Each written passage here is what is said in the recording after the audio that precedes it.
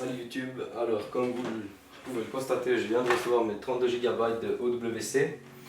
Mon iMac Late 2015 tourne déjà sur 16 Go de RAM et je suis composite photographe et malheureusement j'ai souvent besoin de plus de gigas de RAM pour travailler sur des fichiers de 4-5 Go par moment.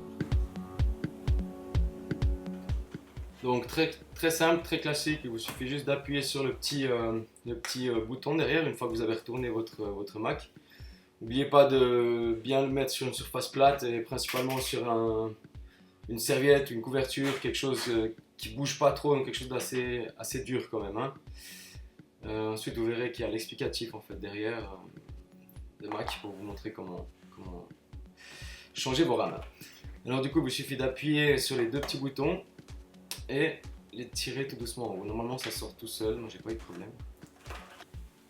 Voilà les RAM commandées chez OWC, je vais vous mettre le lien où j'ai commandé ça sur la description en dessous. Donc en fait les RAM se glissent toutes seules dedans, il suffit juste quand même de les appuyer un peu au fond pour être sûr qu'elles soient bien dedans.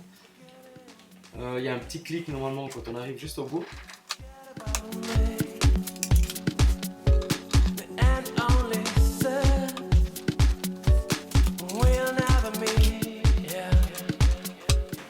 Donc voilà, très simple pour les remettre. Pour remettre toutes les rames en fait dedans, vous refaites le processus que vous avez fait avant à l'inverse. Vous repoussez les boutons et ça se clip tout seul. 32 fois, mais ça se clip tout seul. Le cache se remet également très facilement, vous n'avez plus qu'à le reposer dessus.